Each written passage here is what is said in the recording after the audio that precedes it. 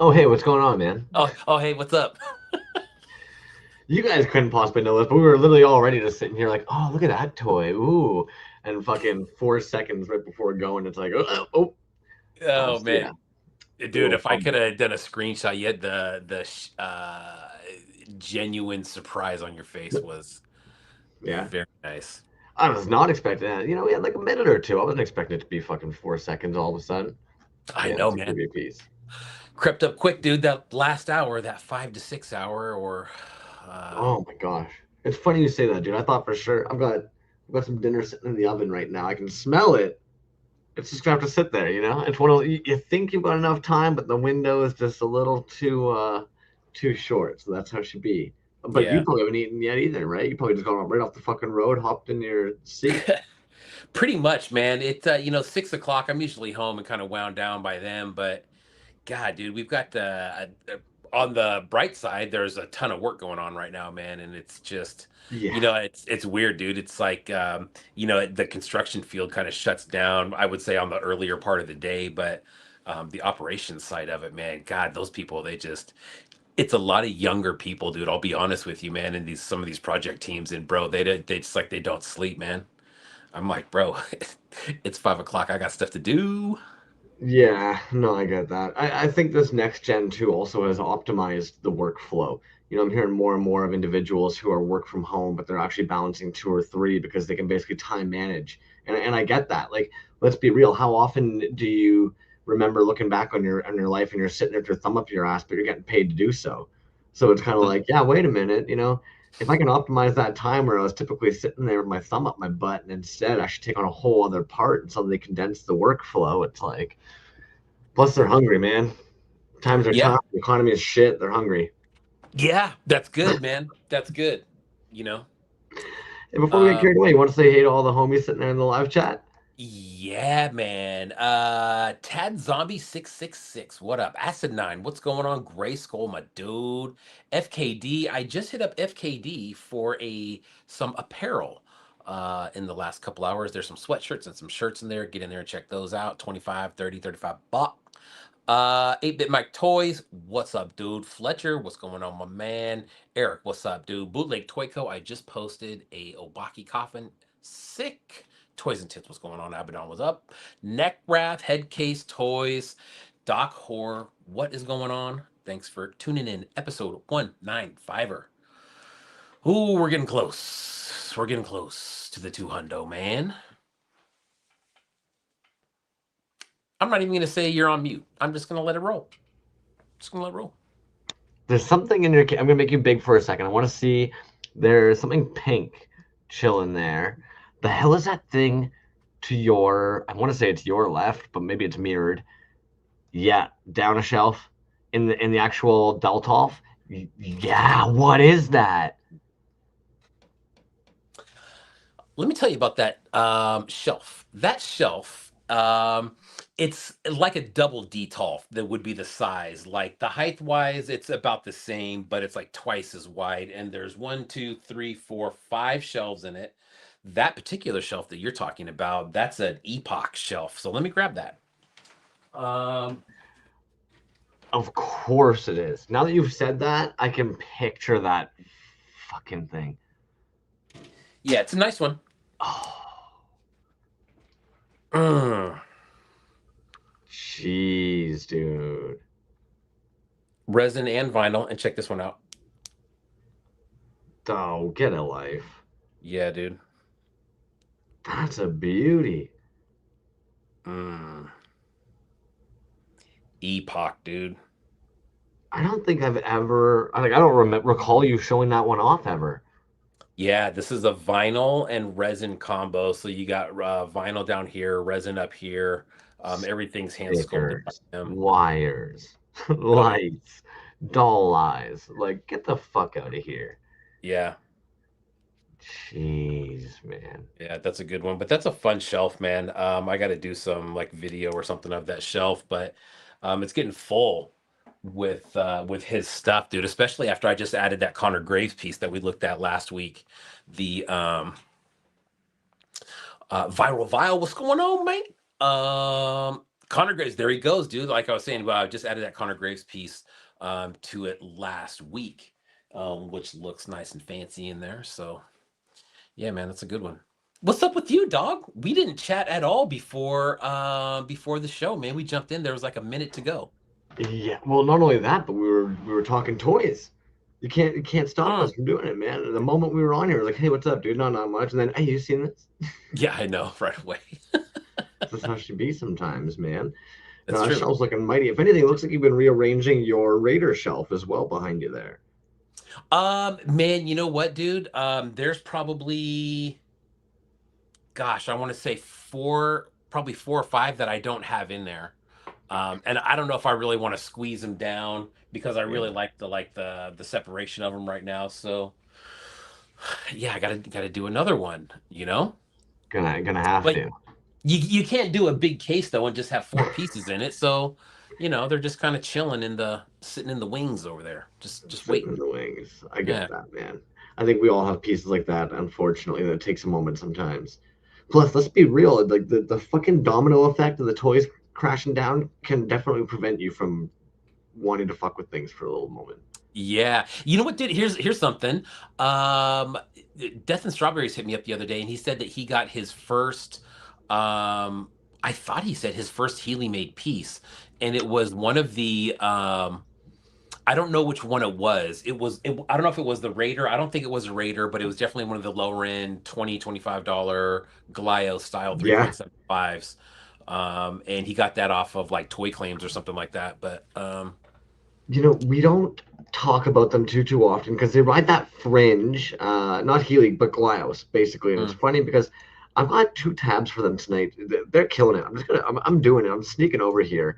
The first one's actually gonna be Cappy Space, and their sculpt design is just mm, stupid, man. Like the character design is just there. They've got it figured out.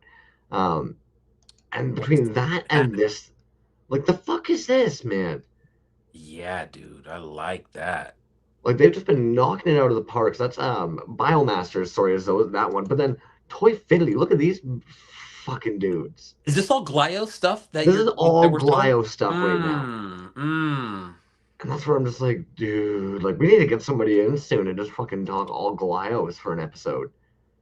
Someone Mm. snaps as an insane Glios collection as well. They'd be somebody, but it's like, Yes. dude, I know George Gaspar is big into like the Glios world, but yeah, it's like I'm meaning to bring some of these dudes on because I just think Glios is killing it this year. The do Glios. I don't even really know how to like refer to that, I suppose, but fuck Yeah, man, dude, just the hit after hit lately. there's some cool ones, dude. I remember I think like my first really introduction into Glio's stuff on like a as far as like a line go was probably God Beast. Yeah, yeah, yeah, And I remember and I don't know like how it goes with Glyos, but I know he had this line that like the colorways were definitely like He-Man inspired. And I want to say that that was at like a designer con in 21 or some shit like that. But um dude, the amount of stuff that's out there and the amount of stuff that you can do, it's crazy, dude. Like some of those pieces that I have that are Glyos, there's so many pieces in them, man. You know? yeah. Come Um, with a lot of additional attachments. I Outer even saw Spaceman, that's another really fun Glyos line, man. That's a cool one. Well, what's crazy to me, we always talk about how some of these indie toys, you can tell like the commercial dudes are potentially peeking over. We talked the one night about those new Mr. Beast figures that like attach Mm, in with a very, very similar Glios peg. And don't get me wrong, I understand that the fucking Matchbox existed before that. There was already those socket poppers that existed back in like the 80s or mhm, 90s. But mhm. somebody just posted today a Motu line actually as well. I don't know if you've seen those ones, but that new Motu line is now going to have one where you can pop a bunch of different pieces in there, build your own fucking Mm. guy. Have you seen Yeah, that? man, the Origins line has like a yeah, basically like a male female type plug-in, especially in like the hips. Um but yeah, it's interesting that they did that.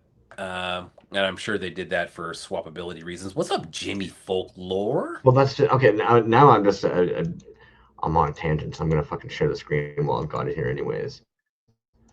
But this is exactly what I'm talking about. And a bunch of you are gonna be like, "Yeah, crumbs, we already know." What the fuck is this? Poppet Soccer Mo2 multi-bot bullshit. Mm, I haven't seen that. You know what I'm saying? Yeah, that this is what I'm saying. It's like you guys know, we want to frickin' Mm, be able to do Amazon this. exclusive, huh? That's funny. Ah, just stupid, man. God, you I know don't know what, why dude? I these. think Ar- Hurt and I were talking. This goes back a couple years now to when the Origins were coming out again, and I think we had talked about it before, man. I think it was actually when Rainbow Yawn was on, and we were talking about just the distribution of the Origins line and how over here on the West Coast, like there were some waves of those that we never even saw. Like they legit never even hit the shelves, and there's a whole story behind that. And I think it was. Um, uh, God, dude, it was one of those somebody on YouTube, um, Pixel Dan, maybe. Maybe he did a thing about that whole thing and about the distribution and all that shit. But we were talking about it's just like it's another line to collect, right? And now that you got the new movie coming out, dude, there here comes more figures, and it's just like never ending. Um, and I guess that's what having a successful franchise is all about, man, where you can just kind of reinvent yourself over and over again and still appeal to a whole bunch of different wide ranges. And we see that even with the He-Man stuff, right? Like there's He-Man stuff that looks like it's very blocky and it's like for toddlers almost, you know what I mean? All the way up to the high end almost sculpture like figures. So, I don't know what the whole point of that was, man, but that's that. I can understand that. Slipshod average. What's up, Toy Fam? Had to top up the Golden Scoblin mold. Yeah, dude, No that idea. is Brynwood Creations, and he's been working on that Scoblin, that piece. And that's the one that the kind of Keshi type piece that we looked at last week. That's got the accessories with it, and he's actually making some more accessories if you've been following along on his account. Um, and you know what, dude? And here's something. Check this out. So in a couple weeks, dude, we'll take a look at this piece. Is he's got that vehicle, right, called Rolling Plunder. And I wanted to snag one at Assembly Required and just never pulled the trigger. So I actually snagged one the other day. And so then we kind of got into talking about just vehicles in general. And he said that part of his inspiration for that, dude, was you and I were talking about kind of like Oh, what's the next thing we might see a big run of, and oh um no. and I don't quite remember, dude, but we were talking about vehicles apparently, We have and a those few things, times. dude, those things are legit, dude. Like that is a I believe it. full working vehicle, wheels, it rolls nice and smooth. I believe it, man. It looks good, and like let's be real. Yeah, The idea of like a working car seems kind of difficult and annoying, to say the least. yeah. Um, but I'm seeing here now, like you were saying, with the additional Mm-hmm. pieces. It's fun too to see that they ended up making it on to Assembly Required, going to having a booth at AR. Man, I was glad to see that, and their table looked fucking stacked. Yeah, dude, it was really nice. He had a really nice variety of stuff there. And if you go through his page, you'll see all kinds of stuff on there, man. You know, there's there's resin work, there's Keshi work, there's leather work, there's all It's kinds of stuff. hinged. Yeah, there's some metal work. You know Nice. what I think is cool too, man, is like he wasn't fucking around with the accessories. Like I think it was one day he's like, I think he posted, I think I should do some accessories, and next thing you know, it's like bam, bam, bam. Like 3 days later, it's like, yeah, it fucking works. So and that's dope, dude. Like I think that's one of those figures that's you could probably make all kinds of shit for that. You know what I mean? Um, Fucked, dude. I hope that they'll actually chime in there, but I would assume that it's an all resin vehicle when I look at it. Yes, Um, 100%, dude. All but resin. they do seem to use two different types of resins. So whether I don't know if like they would use different ones for the wheels or something. I don't know if there'd be a point, but uh, Yeah, I think damn, there you go. if I had to guess, yeah, that rolling plunder, I believe that's all the same type because the feel of it was all the same. Yeah, there. But Okay. definitely different than the figure. But look how it sits in there and Oh, grips the controls and shit, dude. That's so that's actually one of the first things I noticed about that figure too. Is it's the same figure. Mhm. The figure's just so fucking versatile. Yeah, dude. And like the weapons slide right in, the car controls slide right in. That's Um, just it. The jetpack sits on. It's yeah, fucking intuitive, man. The yeah, axles are steel. There you go. Damn. That makes a lot of sense, actually. yeah. It's cool though, man. I like it. It's like I said, seeing it in person really kind of sold it for me because I just, you see a couple of them together and you're just like, oh shit, dude, you molded and casted this whole fucking thing, didn't you? And you're like, damn, I don't know, shit, dude. Looking around the room, dude, do I have any other vehicles? I think I have some stuff Exactly. that looks like a vehicle, but it's not a working vehicle. And that's just it as well, right? The only times I can really think of it would be when somebody like customizes a little Hot Wheel, or we've seen it in, I believe, a couple of the like online shows that LM9 does. What's that Uh, fucking Apocalyptico? There we go. yeah, yeah. I feel like we often see vehicles there. GI show, we might have seen some vehicles because, of course, as we've Apocalyptica. heard multiple times, GI Joe and vehicles. That's a big Yeah, reason why they move stupidly with their little speedo groins. yeah. Yeah, he says it took so much silicone to make the mold. Yeah, I bet, man, those things were so freaking big. Uh, But you're right, dude. Apocalyptico, there was been some sick vehicles in there, dude. I'm thinking about some of the ones that Ocular Rhombus did, like they were vans, and then he just totally tricked them out, dude. Those things were fucking insane. I'm thinking about Frankenlander did a Road Ripper, I believe, like vintage Motu style. Like, who are you, dude? That right there, man, was super impressive, dude. Frankenlander is Especially one of those. You can show his work to anybody, and whether they understand toys, like toys, give a fuck, and they're still going to be like, "Whoa, yeah, dude. I was talking to somebody at Assembly Required about his work in general, and we were saying, yeah, it's definitely higher end, but it's like, but dude, where the fuck are you gonna get anything else that's remotely close to that, dude? And that, I mean, his shit's just off the charts, man. Oh, Gold Goblin, okay. But yeah, um, got me now, Frankenlander, dude. got me scrolling all over fucking Oculus page down, trying to be like, where's a vehicle here?" Yeah, dude, you remember that one though? It was just like there was so much work on it, dude. It was nuts. Um, All these guys in general. I saw somebody post, I think it was just this morning or yesterday, they posted like a full fucking workbench. And like they captioned it being like, current workload, hoping to have it all done after dinner. And I must have let that video play through like three times, just kind of like, no matter how I try to split my brain and be like, well, maybe they're using a similar palette, or maybe they're no matter how I looked at it, I'm like, that's too much work. Fuck you. You can't paint all that in one night. You're not Simon. yeah, man, it's I eh, don't get it. yeah, it's God, dude.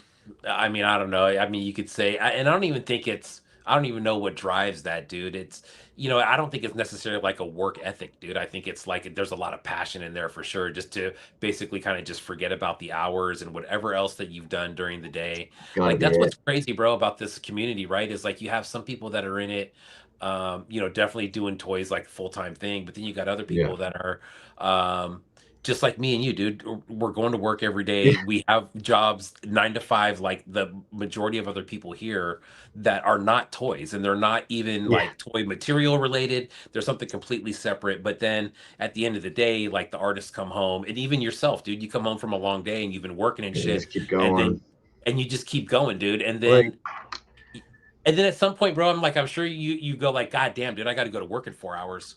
I You know haven't what had I a mean? kitchen in like 3 weeks, man. Just resin and painting stuff, and you try and push certain projects over to one side so you're not fucking with them while you work on the current project. And every time you're in the kitchen, you can't help but touch on something. But what's so annoying with paint, and all the dudes will get this, is it's like sometimes you can look at something and feel like you've got no progress done because it was just layer after layer after layer, oranges, yellows, bright greens. You're just fucking doing code after code after code after code. It's like, holy shit, man. Like by the end of it, you're like, I did like the 10 coats that had to be done, but did I actually make progress today? I guess. Yeah. I mean, that's the thing, dude, and I think that's something that's kind of frustrating. I think just in life, in general, right? Like when you're doing something and you don't see a lot of progress being made, especially Mm. when you're talking about like getting in shape. Let's take something as Oh, monotonous as that, right? Like, and you do it for, a month or two, and internally you might feel good, and underneath you might yeah. feel really good, but you're like, I'm not really seeing anything. And then it gets it and that's kind of the turnoff point for a lot of people where you're just like, man, I'm just not seeing the results. And I would think that with art it's frustrating to a point too, right? Where you're Oh, making stuff, dude. and it's just like you said, layer after layer, and you're like, fuck, dude, it's still not done yet. That's kind of it. Yeah, Carter, what the hell are you painting that needs 10 coats? That's a fair Exactly. question. Right? Yeah, and Grayskull, man, going to work puts food in the belly, doing art keeps you alive. 110%, man. 1000%. And honestly, like over and over and over again, you have to remember too that like you have to love it.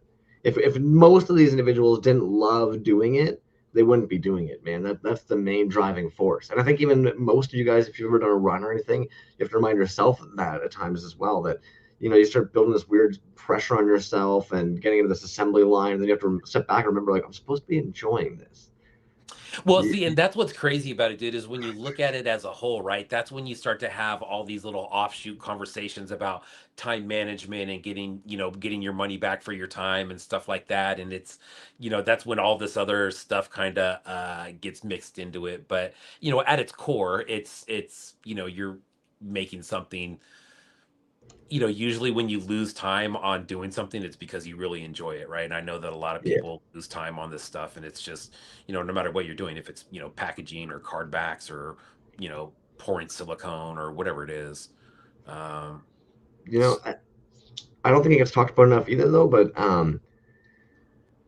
art is harder when you're not super wealthy. Like I know that's gonna sound stupid and obvious, but just the reality is that, and this goes for like again, almost every homie in the chat here has been here before. Like it'd be lovely if you could have all Citadel paints. There's a lot of us sitting there with the Walmart special. It'd be lovely if you could have like paint cleaners and thinners and the best brushes. For a lot of folks, they're using what the fuck they have kicking around. And why I say like it's not easy when you actually like when maybe you're not super wealthy is because like anytime one of those things fails on you, you're now having to think up the problem solving side of things. If one of your brushes actually is like all fucked up, it's dirty, whatever, maybe you got too tired one night, you forgot to clean it, whatever the reason might be that now it's messed up, can you afford to get a new one? You know what I mean? Like that list of all those different things, I think for a lot of artists, they're pretty private and quiet about it. They're happy to be making the art. They're stoked to see it get put in someone's house. But a lot of the homies don't actually go on about the like trials and tribulations. They don't want to be like the oh boo hoo, but it's like no, dude, these are all very valid frustrations and realistic issues that can definitely make something take longer or um yeah, I don't know, man. Fucking yeah. take more stages even. Yeah, more stay and just like you said, dude, it's and how it determines maybe your materials that you're using or the frequency that you're getting your Right. materials, like that all ends up affecting the end of the line product. And for me, as someone as a 100. collector, I think that's where, you know, like for me, like if I see something that's used with one kind of paint and then see something that I see as another, like I don't even know how I would know really. I think it's more the application myself, right? Um, Right.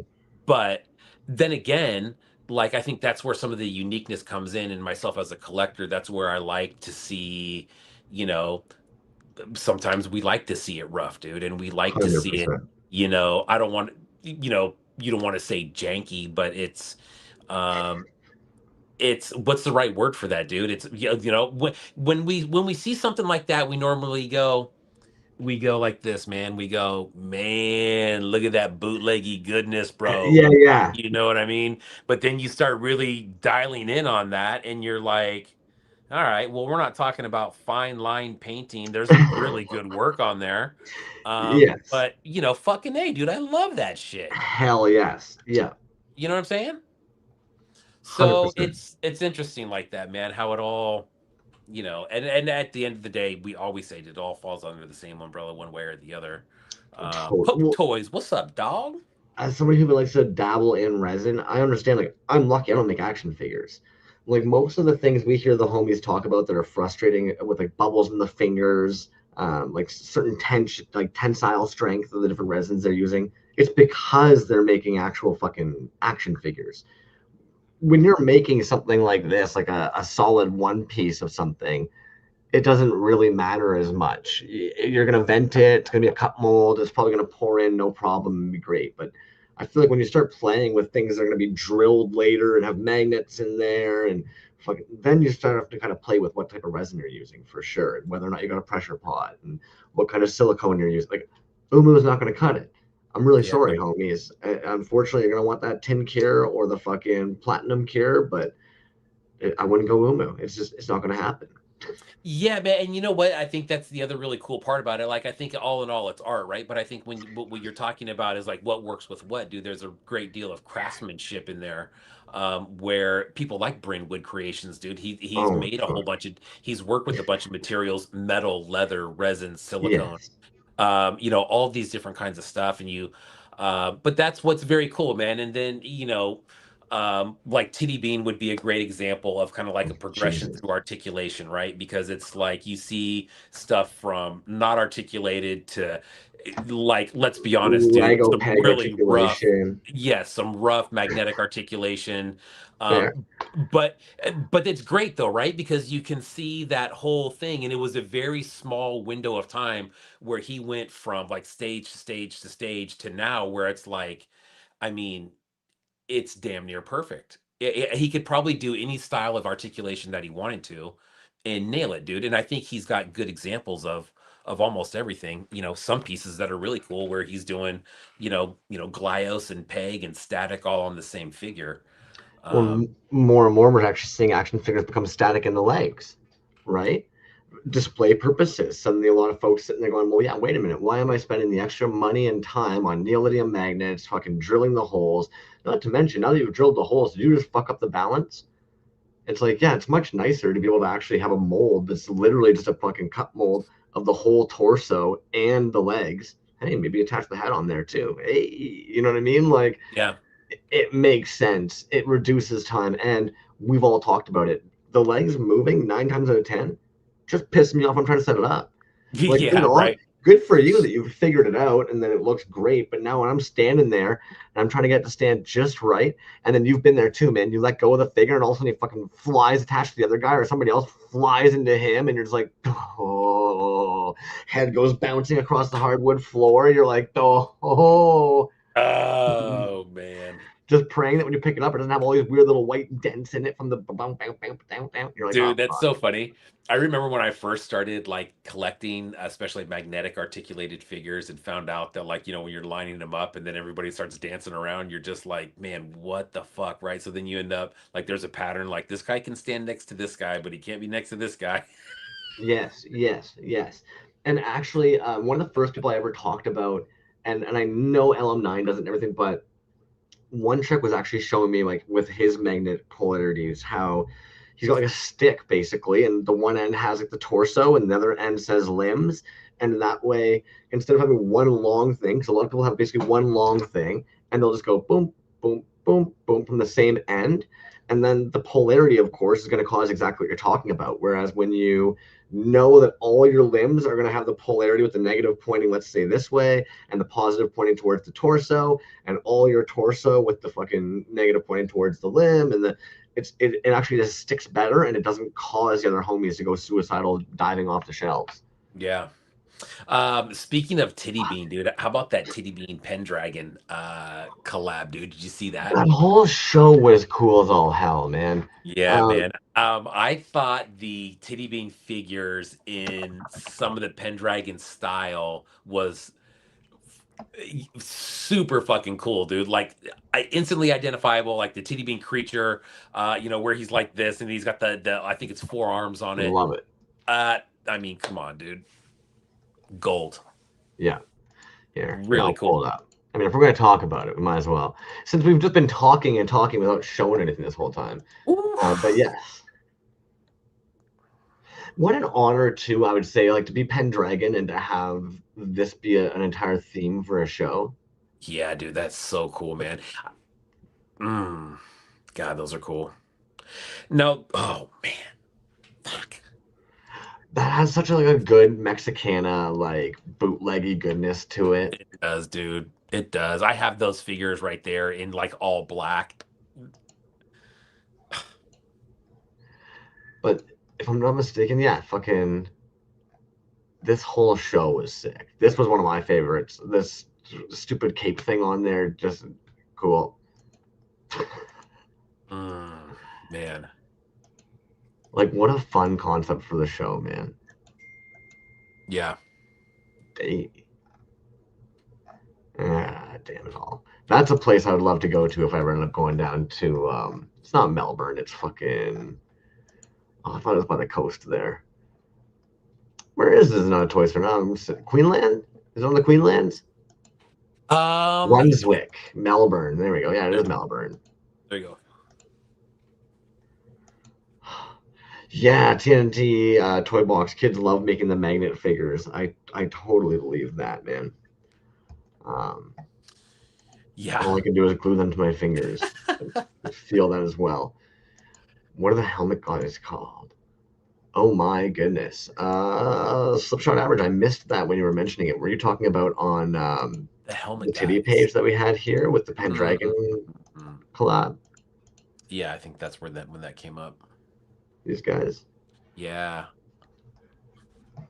I had never really noticed the fucking Batman. If I'm not, this is from the Batman diver thing, is it not? Someone's gonna be like, "No crumbs." I'm gonna be like, "All right." Yeah, I'm not sure exactly. Fuck, man. You were talking about bootleg Toyco earlier too, so I might as well show this little guy off because I know you ended up getting the Bakaki. Oh my god, the Bakaki coffin. Yeah, right. That'd be a totally different toy. Jesus. But you see this fucking red guts that he was popping out? Super cool, man. Fuck, Uh, dude. yeah. We're gonna look at some Ophelia toy stuff here a little bit later Do on, it. but well, we were I talked to him at Assembly Required, and I had missed out on the bootleg Toyco, the painted version. I think there was three of those that came out, but I did grab a blank, and I talked to Ophelia, and I was like, man, I was like, have you painted one of those up yet? And he was like, no, and I That'd be said, an dude. interesting paint app on there. Yes, dude, it's gonna be sick. We kind of talked about it just briefly, but it's gonna be very cool. So I'm looking forward to that. Interesting. Yeah. I mean, Affiliate does a killer job. I'm trying to picture their style on this. The okay, this sexy as fuck. Internally painted one-offs. Mm. When I saw this, I was just like, that is so stupidly fucking cool. I don't know why we Internally don't see it painted. more. Yeah, on a clear vinyl, internally painted. Wow, I did not know that's what that was. Even more cool, right? I don't know why that makes it so sick, but it just adds such a like I love how the pants even like I don't know how you obtain that blue without doing it that way. Yeah, no kidding. Oh, Connor So Gray's at the dope. couple he might be working on. Hey, well, there you go. Hmm. Fuck yeah, man. See, like I'm glad that at the very end of the day, with most of the toy stuff, it just comes down to how creative the scene is. That we keep on Yeah. seeing cool shit. Hmm. I can't wait till these all drop. Like, dude, this is such a good color run. This marble guy back here. And it almost makes you wonder too. You think that's an overpour? Do you think those were like the little because overpours are underrated? I agree. And you know what's really cool about that piece is the Go scale for it. on that. Uh, I think the scale is a lot bigger than what people realize. Um, I already knew. Oh, fuck off. That's a good one. See, I don't know why I think I already knew of the size only because Canadians like that Playmates 4.5. I don't know what it is about the Canadian dudes that a yeah. lot of us they float in there, man. I'm happy about it, but it must be something to do with the toys that we were having over here. But that's a great pour on that one.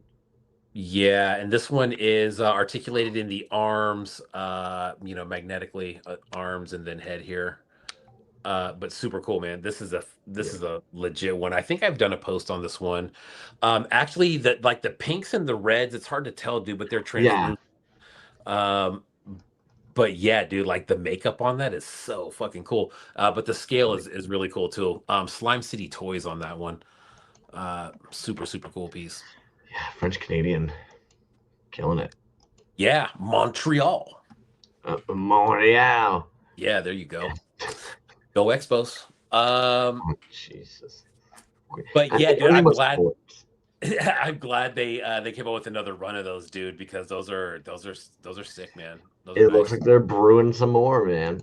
Yeah. Also, for any of you local Ontarians or folks who like Canadian art or live in the city, Toronto is Mm.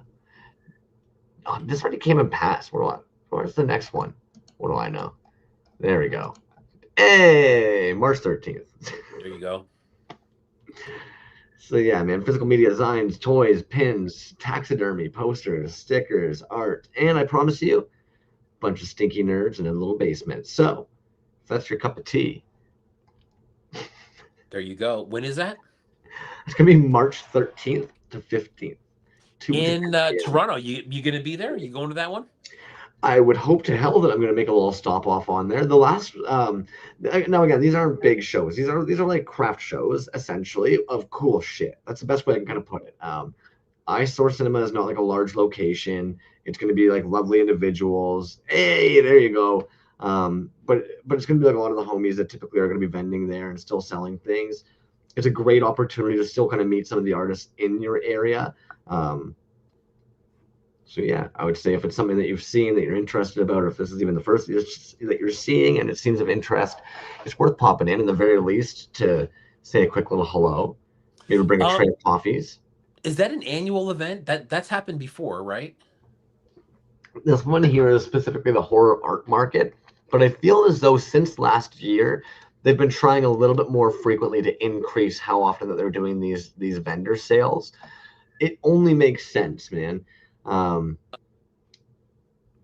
I mean, if there's not a whole lot happening on the weekend, you're not seeing a whole lot of foot traffic anyways in your store, and you've got this basement of like nerdum, and you have, 5 or 6 different dudes who are frequent customers or friends of yours anyways that make a bunch of dope shit. Like, why not? Yeah.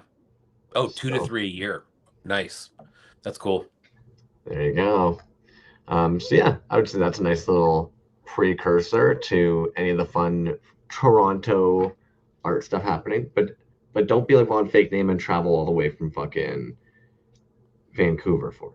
I wouldn't say it's that. Maybe when the big one happens, when the all plastic syndicate show happens, maybe that. But Yeah, well, Victoria, that's like West Coast Canada, correct? he's all the way out in fucking in the West Coast, yes. Yeah. And Von Fake Name is such a like mysterious nomadic individual, man. Like he'll appear in Toronto, you'll be like, hey dude, like are you staying anywhere? It's like, I got it covered, don't worry. You're like, you want to stay in my place? It's all good, I got it covered, don't worry. And you're like, all right.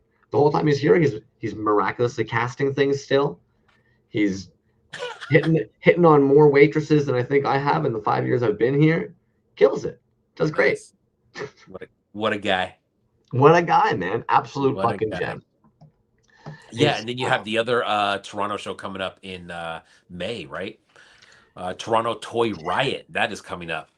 bingo bango. Yes, absolutely. I don't even know why. I was thinking of the Outlaw Plastic Syndicate part, but I kind of forgot the show itself is the Toronto Toy Riot. That one's Correct. in May, though, is it not? That one is in, yes, May, Yeah, beginning. yeah. That is No, we correct. fucking know. Yeah, we just work here, man. We just work here. We just work here, man. You want to take a look at you want to take a look at something? Of course I do. As Let's long do as it's this, man. toys. You know what, man? We want to talk about this real quick, dude. Famed. This is actually last year's assembly required sweatshirt from Asheville, and he had these at this year's show, clearing them out $20. Only sizes XL and double XL. So if you're interested in one of these, hit up Marty.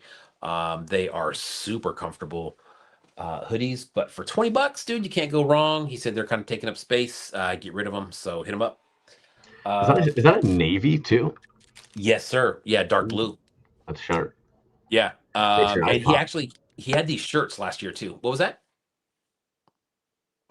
I was just making a comment on how they complemented your blue eyes nicely. Oh, thanks. My eyes are hazel, but thank you. I've heard they do change, but technically Yeah. hazel on the government issued paperwork. For some reason on here, you always look like you got little blue eyes.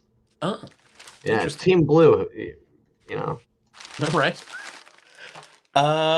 Next. So first of all, dude, bags. You know, Marty always prints up his bags, and it's always some cool shit. how Bam. do you not hold on to that shit when it like that's art too? You know, Oh, exactly, dude. I have a stack of them that they're because they're different every time. Like this, I don't have one like this. Actually, I think one of them has this print on it, possibly from last year or maybe the year before, even. But it's a good one. He does have like regular prints of this as well. Um, but anyways, he had a bunch of prints for sale. This one says, "Who said that every wish would be heard and answered?" that's really sharp, dude. Yeah, yeah. So he had a lot of different styles of these with that same saying. Some of them, the picture was like upside down, super cool. But yeah, you can hit Marty up for some of those. I don't know if those are available on his website or not, but that's Feigned, Feond. This one was just a little resin straggler, dude. Check this bad boy out. This was just a little resin straggler. Ooh, there's some flash on there. I'm gonna leave it. Uh, just chilling on the table. Just chilling. 3.75. Little mix up if you know Marty's work. This is a mix up of a couple different things that he's got going on. It's got this little guy right there. I'm gonna leave that on there. I don't know if this was even for sale, man. It was just kind of there, and I'm just like, oh, cool, loose. That And body is such a pain in the ass because of the undercuts in the thong area. gotcha.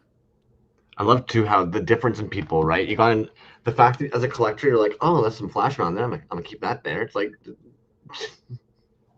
get out of here. Yeah, dude. Well, it's funny because it was just like I don't know if it was even intended to be sold at the show. It was just kind of just like laying there, I and I was just, love the color match on the fucking toe to the freaking top thing on the shoulder, man. Like oh yeah, that nice little touch of bring up. It's like, I mm. didn't see that. Yeah, it's Yeah, for sure. sexy. That's cool. So yeah, Feigned on that one. Um, we'll do one more, man. Check this one out. Um, Yeah, what do you mean? It was on the table. Don't know if it was for sale. Just, I'm gonna take this. oh yeah. I mean, hey, look, man. If it's on the table, I'm just assuming it's for sale, even if it's for like decoration or whatever, man. If it's up for sale, and it's cool, let's do it, man. Uh, yeah, Marty. Oh, he's saying whoops. I hope that's not about the Flash, man. I love that stuff, dude.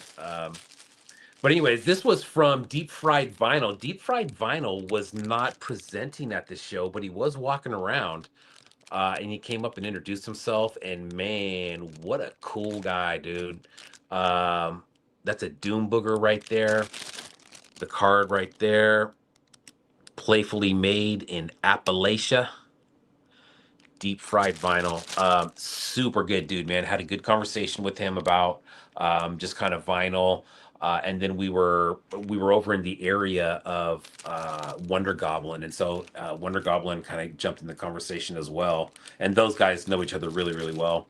And it's interesting, man, to just kind of hear guys that are vinyl makers kind of talk about the process and you know some of the stuff that's around the corner. I'm not gonna uh, I don't know what's actually going to happen, but there's some cool stuff happening in vinyl in US. That's kind of the gist of it. But Super cool piece, man. That is deep fried vinyl. Nice vinyl piece, dude. Nice and backed up. But what a cool guy, man. Definitely asked him to be on the show. He's not a I'm gonna be on the show kind of guy, Hmm. which is super cool, man. But what a good dude to talk to, man.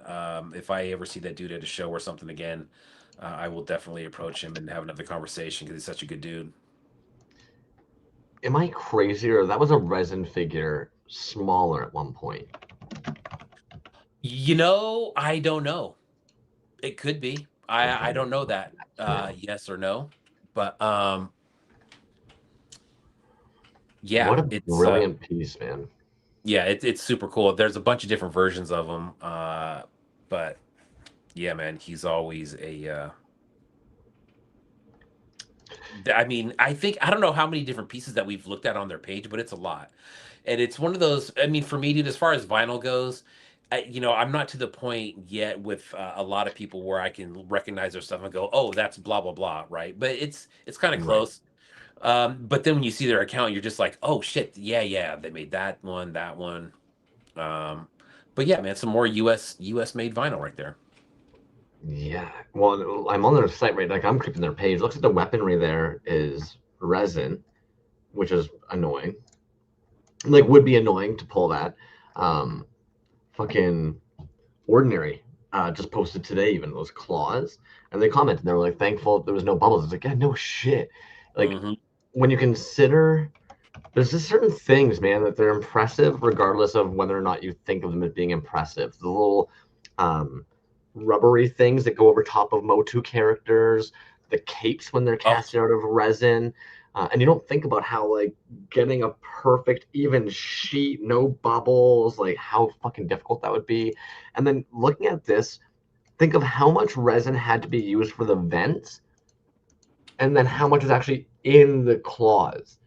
So it's like, yeah, no wonder you were stoked those came out bubble free or anything. It's like that's a whole fucking pour. And then who yeah. knows how long you're curing your resin for? So then that's now sitting in your pot, waiting to just get pulled to hope that it comes out nice and clean. It's like, fuck, man. So that's why when I was looking at the little swords for your guy you just got, and I saw Yeah. their resin, it's hard not to be like, well, shit, that just increases the likelihood of fucking miscasts and annoyances. Yeah, dude. Ordinary Toys, man. I saw that today too and was like, "Oh my God, man. That I mean, shit." We've been very fortunate to see some super talented individuals come out, man. Like that's the best way of putting it. Like we're flies on the wall of a really really cool time in independent art. Yeah, I agree, dude. And that was the other really interesting thing talking to Deep Fried Vinyl, man. Like I didn't know that that was like US vinyl. You start looking at the packaging and you're just like, "Oh shit, man, Appalachia." And then it's just like, it's everything that we've been talking about recently within the last year or so, maybe even a little bit longer, but of just, you know, vinyl that I don't even know what you call it, dude. It's like, it's not that really high end, crazy expensive vinyl. It's just, you know, lower end collectible vinyl, I I, guess. I was gonna say, is it like kitsch? Do you use that word? Right? Yeah, I don't know, man. I mean, It's we were so kind of tough. talking about it with Scum Pit last week, right? And we were talking about the different vinyl collectors and that whole scene. Yeah, exactly, right?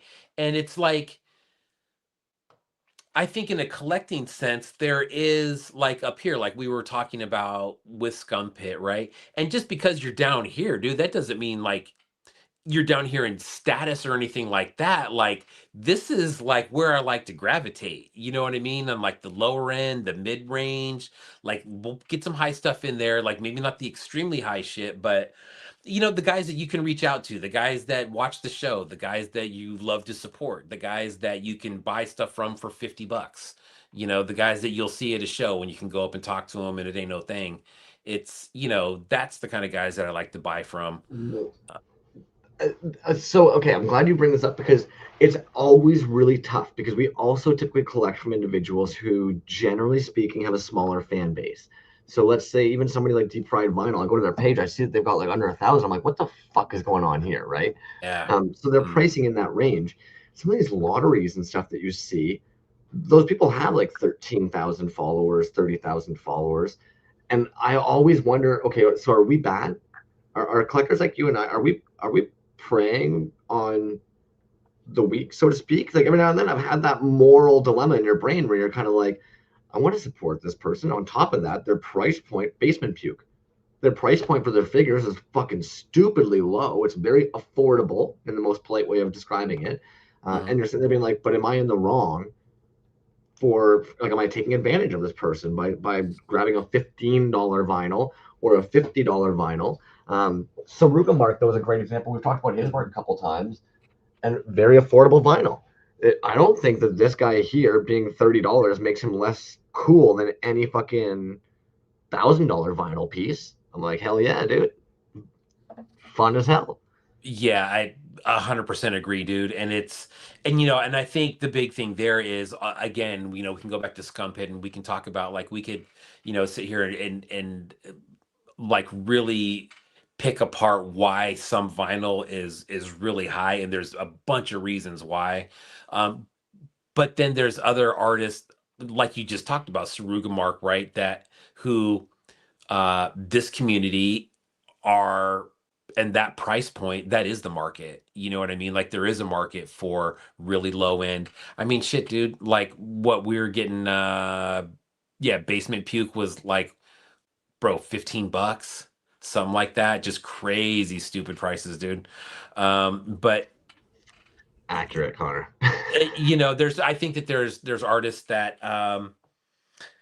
I I mean, as simple as it sounds, man, there's people that just don't really do that high end, and maybe they will one day, and maybe their status will get to them to the point to where they can charge, just based on their reputation alone. But I think a lot of people that here's a quick story for you, dude. So Ophelia, right? So we were talking about vinyl in general, and we were talking about the price of some of these pieces, and we were talking about exactly what you and I are talking about right now. And he said that he has some pieces with that he's seen that he's actually had a hand in doing, and he didn't really get to name the final price, but he thought that those prices were outrageous. He's like, man, he goes, that's straight up, that's too much for that. And so there are, I think, you know, like that price point is a very, it's at the forefront of a lot of people's minds, at least that we deal with, right? I mean, it gets to the point where um, you have tons of people standing out in line and waiting for lotteries and would gladly pay whatever you ask for a price. And the cool thing is there's a market for that too, right? And I think that market is, for whatever reason, um, that seems to be a very steady and growing and solid market, man. Like, vinyl prices, if you look for vinyl on the secondary market, it is not cheap by any means, dude. By any means. I think it holds Well, its value really well from what I've seen. It's why would you, as a collector, why would you not want to do that as someone who's yeah, just an art collector, right? yeah. No, totally So, valid, man. TND Toy Box is saying when they talked to Scum, they both felt they wanted to keep their stuff accessible, and I think that was what the Scum Pit kept on saying as well. And I would say it to anybody, so long as you're not burning yourself out or losing out on funds, if that's something you're able to do to keep it accessible, hell yeah, man. I think for most creators, when we ask them, one of the number one things they often say is it feels really nice to see their art in other people's homes. They like the idea of being able to get their work out in other people's homes. So I know yeah. we deal with a different market, I think, for sure. Yeah, for sure, man. And the accessibility, man, not just making it accessible in general, but making it accessible as far as price goes. That's great, dude. I mean, you see it at cons and toy shows all the time where people go up and they don't know anything about the artist, and they see a piece, and maybe that $50 to $60 range, maybe that's what they're looking for, man. Maybe it's a harder sell for them. If it's a few $100. But at 50 to $60, um, straight up, agreed, Abe. At least breaking even, and I think that even that statement right there, dude, is where you see the separation from a lot of people, right? As far as, hey, I'm gonna break even, right? And we can apply this theory to a lot of things, not just making pieces, but we can do it to running shows, or doing events, and how much you're charging per table, or if you're even charging per table, or where it's at, or what money you're trying to make back. It's I'll always say to outside factors, man. Maybe people don't want to necessarily admit it, but like if you have a partner versus you don't have a partner, it'll be a difference. If you don't have a partner and it's just your table that food is getting maybe compromised for your art, that's your choice. When you have little ones or a partner and they're wondering why the fuck you disappear every night into the basement, they don't hear from you, see you, and they have no idea where this money is going or what's happening, a little bit of different. Like, I, yeah. I do get that, unfortunately, the situation is different for everyone. A- Absolutely. Absolutely, dude. The dynamic, I think that even the family dynamic and the time management dynamic for people is probably extremely different, uh, based on a million different reasons and situations, right? But what Abe was saying is, at least breaking even. For some people, breaking even, they're saying, "Why would you do that just to break even?"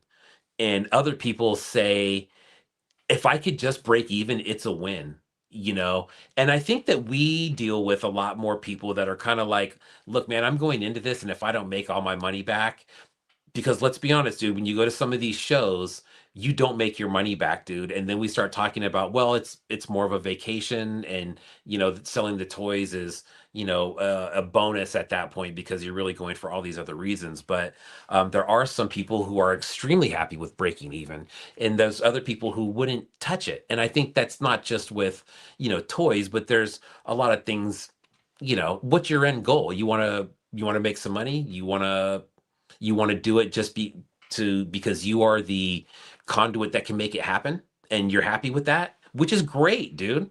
I love that. I love being that. I love being a part of that.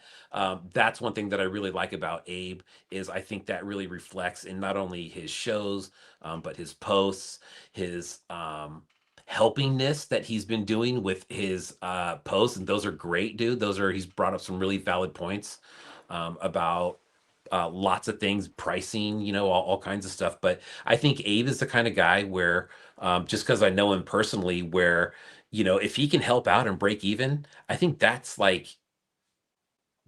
great. That is great. You're not out any money, you're out some of your time, but the time is worth it, because it's, yeah, Memories, friends, networking. 100%. And you're believing in people that, honestly, the way that I see like my collection and shit, dude, like if I could share it, and if I could post, more and more and more all the time, um, it's a shame. I think we'd all agree, right? That it's a shame that some of these artists aren't, deep fried vinyl, dude, less than 1,000 followers. Get the fuck out of here, dude. That's fucking stupid. Yeah, And we could, the list goes on with people like that, right? Um, 100%.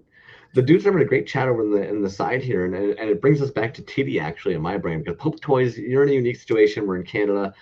Titty being over in Australia, they're kind of in a very similar boat as well.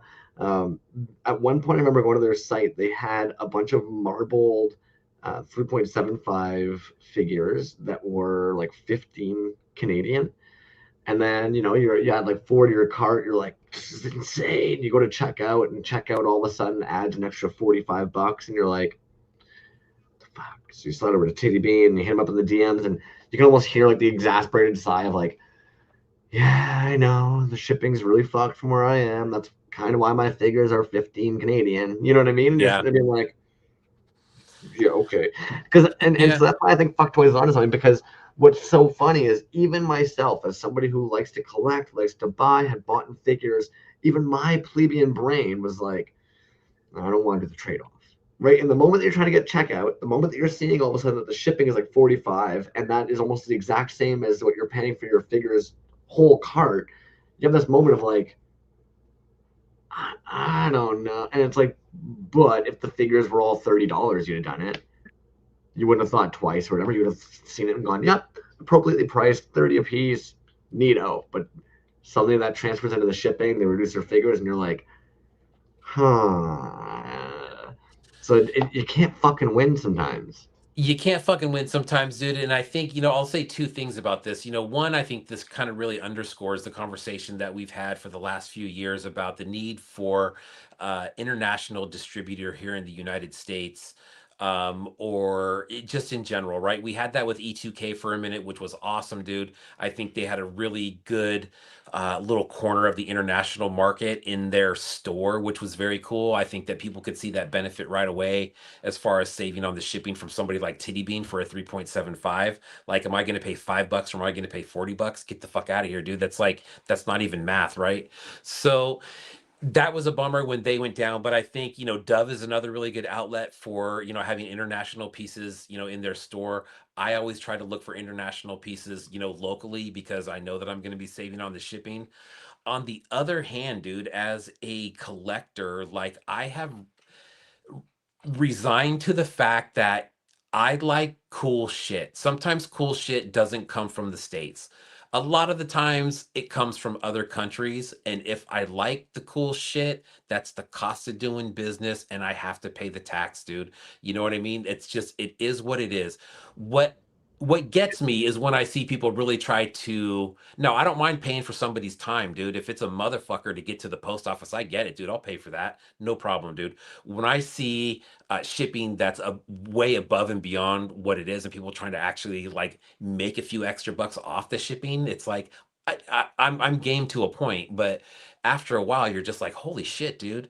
But I think it's to the point now where people are not putting any extra on it. It's just like, dude, the shipping is so much. It is what it is, and it's like, bro, sometimes it's just, you have to pay that $20 to $40 tag, and it's not the artist's fault. And I think that's what the really shitty part about the whole thing is that the artist 100%. ends up taking that, like you said, dude, discounting their prices because they feel bad about the price being more, the shipping price being more than the piece, for instance. And it's like, I get that. It sucks, man. It's incentive to buy more pieces. It's incentive to try to find Start a somebody box.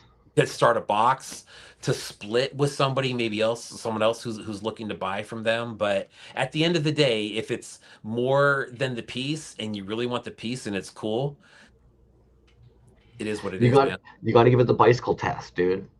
Straight up. Like, I know Yeah. that sounds so dumb, but when you go to the post office and it's like, oh, it's $30 to ship this, ask yourself, okay, well, would I be willing to bike there for 30 bucks? Nah, so I think $30 is a pretty good price. Because if I had to hop on my bicycle and try and get this package there, I'd probably want a lot more than fucking $30 to get it to the to so and so. So, Straight up, dude. and Gray I'm not Skull about to Toys. hop on my bike. So, Yeah. Gray Skull says another good reason to go to shows, no shipping. Absolutely, dude. I saved yeah, hundreds of dollars, dude. I got stuff from Canada, Mexico, Japan. I just saved drive hundreds of 18 dollars. hours. Just drive Yes. 18 hours instead. Fucking gray skull. But that's another good thing about, some of those booths. Toy Creed was one that we looked at last week, and he had a bunch of stuff from Mexico. And even though Mexico's relatively close to me, it's a different country and it's Well, it's not cheap. so Fucked actually said this, and I thought it was funny because one of the classes that I did have to take in university, or one of the portions of one of my classes, was trying to basically teach you on how to survive on like a paycheck for like one paycheck lasting you 3 months, and trying to break down that and how that's how you have to kind of cost out your services because for a lot of people doing art, like I think Suckboard's a great example. Healy Made would be a great example of people where it's kind of like, yeah, they're not living like one sale is like, yeah, like they need it to be a constant flow of art of income coming in through there. They kind of need that, and they need to be able to be charging an amount that if they don't get a lot of sales or they're not having other income coming in, they can actually pay their bills. Yeah. Some good comments, dude. Connor Graves. I think something as cheap as collectors tell the artist, I thought my stuff was expensive, and I had some collectors tell me it's not expensive enough. My jaw hit the floor. Yeah, it's I think the range of stuff in pricing, dude, is so all over. Like, how do you compare your stuff to somebody else's stuff and say, well, I think it should be in this Don't, range? don't, Yeah, there's so don't. there's so many different Rule factors one. you have to do. The only thing as a collector that I would say to artists, dude, is, you know what, man, the shipping is what it is. I think for myself and other people who just strictly, buy stuff and like to have cool shit. I mean, I've had conversations about shipping with people till the cows come home, dude, and it's uh, at at the end of the day, we just go fuck, and we pay it anyways. And there's ways to get around it. You can look for cheaper stuff and pirate ship and this and that and blah blah blah. And yeah, you're not saving very much here and there. You're saving a couple dollars here and there, but I really like the idea of trying to get some distribution here in the States. I think I'm gonna never fucking sleep on Let that that one, go. dude, until it happens, because I just think there's as the scene gets bigger, I think that should be more and more of a reality of a Right. hub where you can buy international stuff and avoid the shipping. Send a box of stuff over here to the States and let somebody distribute it. Yeah. Similar to what Fletch does with Alter Toys. You know what I mean? Similar to what I believe it is who is it, Rosina Gem or somebody like that, and their distributions, like, they're like from Brazil, but the distribution's in Colorado or something like that. The supply and demand has to be there. I'd Yeah. say that's one of the bigger issues as well. The supply and the demand just has to be there right off the hop. Like even with like what Connor is saying about like the pricing of the work and stuff. Like personally, I know I price my stuff a little bit high in some people's opinions, and that's where it's tough because you're like you might think it's priced high, but even Barbarian Rage said like there's sometimes people think any price would be too high. And at the same time, too, like there's tons of cool shit I see out there that I would love it, and it's just not in the wallet at the moment. You know what I mean? It's not that it's priced too high. I can't personally afford to grab it. That doesn't mean that that artist is charging too much for it. Yeah, man. I'm looking at Mr. Blank is dead. I'm reading that comment. Yeah, I mean, you could I mean, okay, so let's talk about it, right? So, you have a $20 piece. Let's take this. Okay? That was probably like 20 bucks, right? That came from Fane. I love that. 20 bucks all day. 25 bucks all day. 30 bucks. Yep. 40 bucks. I'd think about it twice. Now, let's take well justified on this piece too, right? I think we'd all agree. 20, 30 bucks, easy, all day, no problem. Bagged up, just like this. Not a knock on the piece. I love it. It's great. It's everything it should be. It's exactly what I wanted. Okay, I'm just saying that for the price, cool. All right. 3.75 Healy made, hand painted, static, all black display box, foil stamping, both sides. 70 bucks. And I don't have a problem with 70 bucks. And I think he sells out typically at 70 bucks on something like that. Um, so I think, but then again, that's Healy made, right? So I think, there's a couple things that play with that one. Number one, it's him. And I think his work actually, really demands that price just because of the quality of it.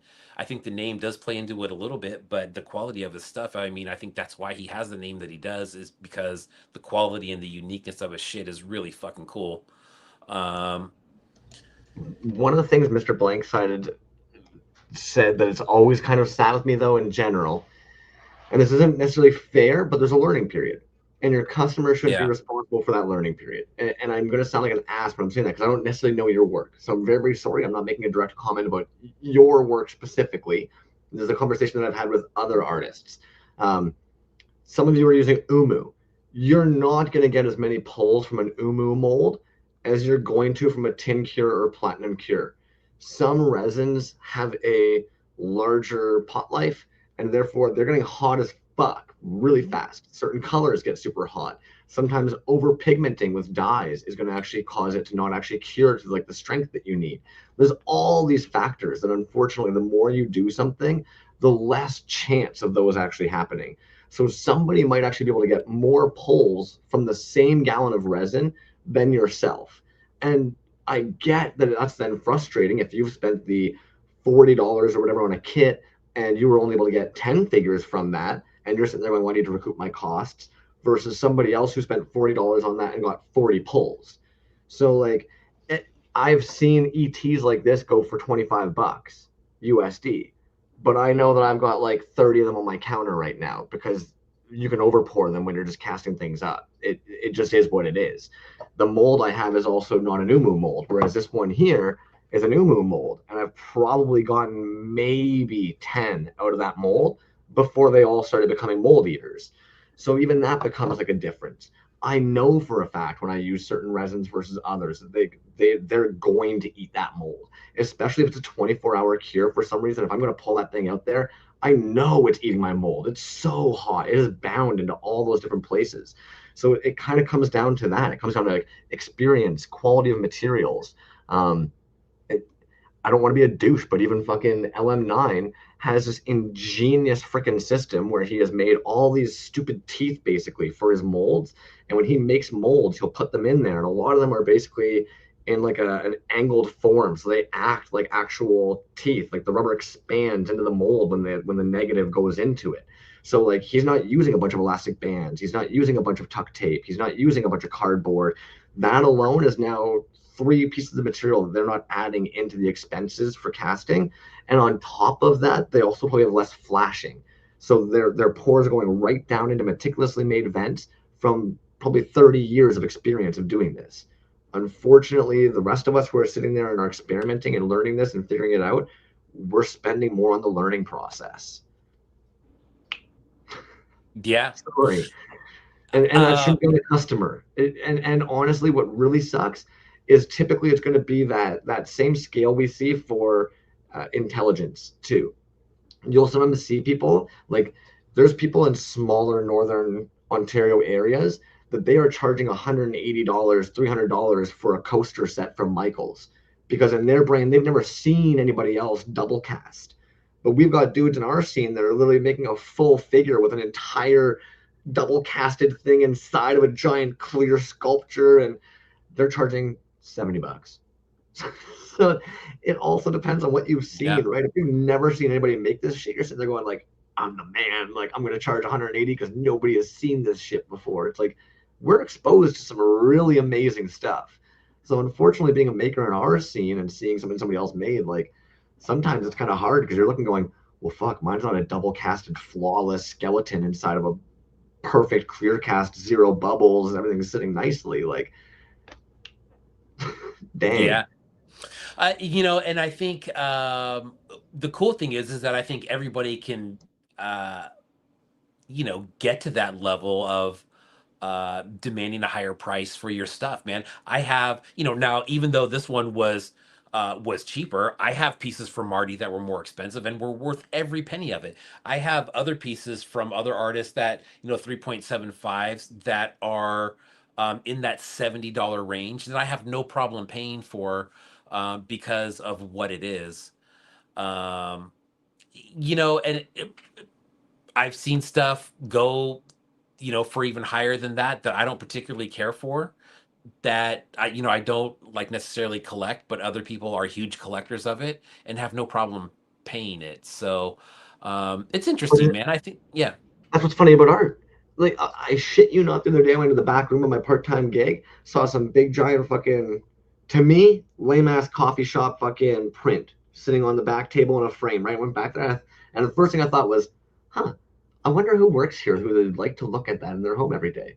And sure enough, as I was leaving, one of the girls had grabbed it and she was walking up, and I'm like, oh, you, you're the kind of person that you want that in your home. You're gonna look at it and go, hell yeah, I like that. I like the colors. I like the form. I like what it worked, how it worked. Like yeah, that's the beauty of art, man. Like I'll yeah, be honest with you, I fucking hate green, but the amount of you dudes who love green in the fucking scene, so the amount of toys that are green. Swamp Thing's green. You think I'm just not going to collect Swamp Thing? Yeah. Yeah, and Abe says the standard price would be hard because who sets the standard? Yeah, it's it and not only that, it's like everything is I think is so unique, man. You know what I mean? I think there's so many different combinations of how stuff comes out. Whether it's opaque or translucent or marbled or double cast or whatever it is. You Uh, know, those will always become so tough though because, and you and I have both said it. Some of our favorite pieces are overpours. Even some of my favorite stuff. Those bears, 8-bit Mike gave me this mold for like these cost bears, and they just eat resin. They just eat so much fucking resin. So I literally only use them now as overpours. I only just overpour them in there. I get so excited when it's time to pour one because sometimes it'll be like literally weeks that you're just pouring things in there. You have no idea what the color combination is going to be. You've let some run down it. You've let some marble in it.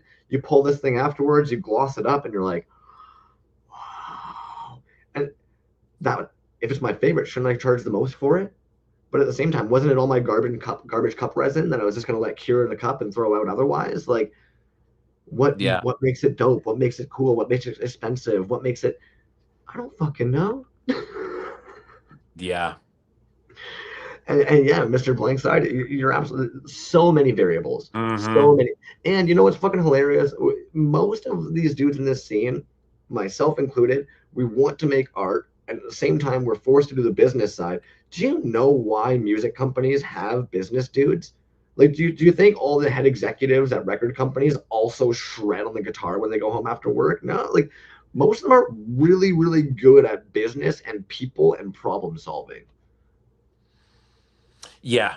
And exactly, man. That's a couple funny comments up there. Marty says that the scene is green as fuck. I agree, dude. And I think that's another really cool part about it, though, right? Like, not only, when we talk about like annoying shit like pricing and shipping and fucking what do you charge and blah, blah, blah, blah.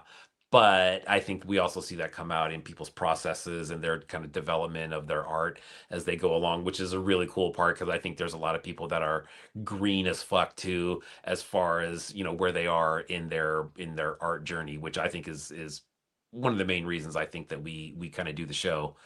Um, but yeah, Abe says that 3.75 mass produced. Totally. Agree, dude. But for instance, the SWWF figure, $70. The Raider, $20. You know what I mean? And we're talking about a run difference right there of, the run sizes are different on those for sure. Not even to mention earlier, like I said it, dude, like I will make cup mold casts all day. I understand you can do this without a pressure pot. You can do this without fucking the moment you get into action figures, the tensile is different. The venting needs to be different. The molds are pretty well different. You're also paying for neodymium magnets, which can be fucking expensive. You're drilling, you're super gluing. Like the layers go just on and on and on and on, man. Yes, all of this becomes expensive. Yeah. And you know what's funny? We're talking about green, and right in front of me this whole fucking time, I've got this drop that's happening because these are all Ooh, now live. So I've had this Elixir toy sculpt just staring me in the face this whole time too, as I'm sitting here being like, green. Right? But yeah, I don't know. that's I was even cool, talking man. to Vomiting Droids and I were talking to about it right before the show. Even you, toy dude, Mm, you're fucking 80s pink and green. You're obsessed. You're fiends for it. dude, that is cool. Who did the paint on that? Kachina, Kachina. Oh, nice. Yeah, let's be real. They're fucking great. Their textures are fucking fantastic, man. Dude, I snagged up this. I don't have it yet, dude, but I snagged up this Kachina Ophelia collab. So sick, dude. So sick. Oh, Uh, Speaking of yo, Ophelia, dude, you want to take a look at a couple more pieces there, buddy? right before you do, only because Yeah. I am so stoked for this piece because these are Mm. gonna be so fucking cool. These are gonna be so cool. These are gonna Ooh, be I so cool. saw that, dude.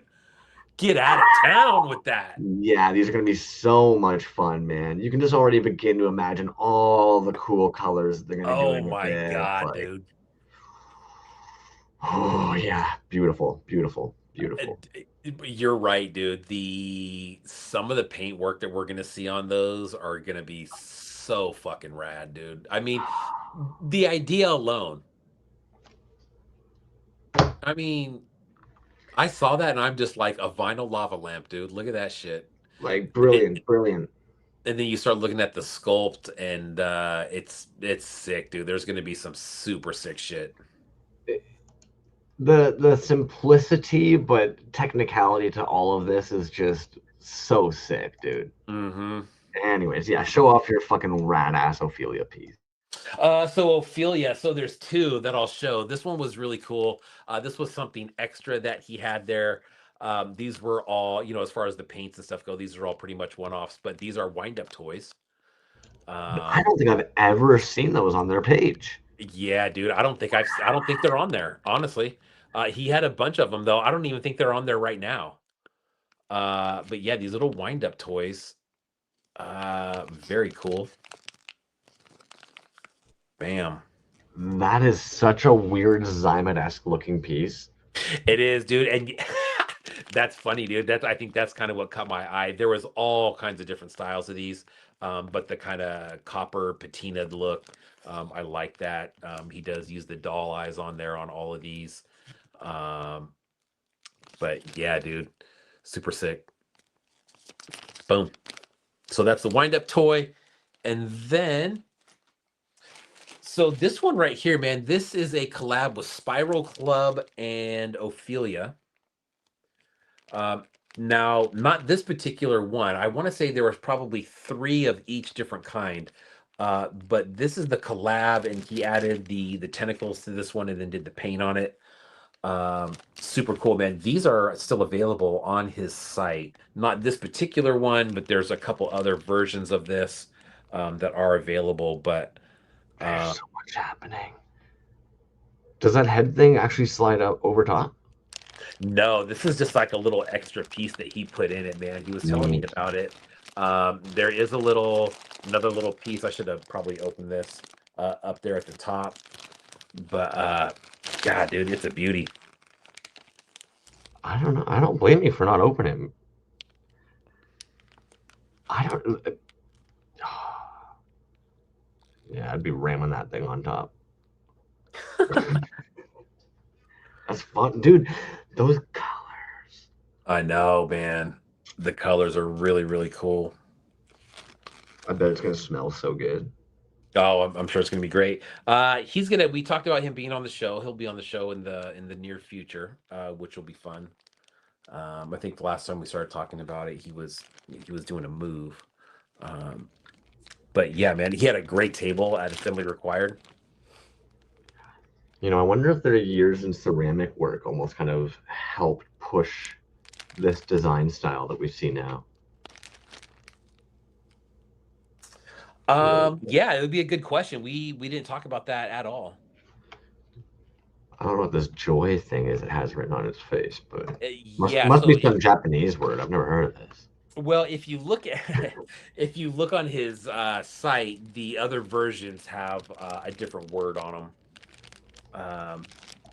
But yeah, man, I love this one. The colors, of course, this was the only one that had the tentacles on it. The other ones don't have the tentacles on it, but last I checked, there was still a couple available on his site. So check those out. Solid grab then, man. Yeah, that was a super cool one. Um, you want to take a look at the last one as well? Oh yeah, yeah. I'm actually excited about this one. We were talking about this one before we aired tonight, so yeah, I want to see their color combo. Yeah, dude, this one is K Hag Toys. It was a company that's new to me. Look at this bad boy right here, dude. Pulled one That's mile fun. high. Yeah, dude. The painted version, they did have glow versions and then some other versions that you'll see on their website, I believe it was. There were some orange ones. Um, but yeah, dude, nice and bagged up. What a sick figure, dude.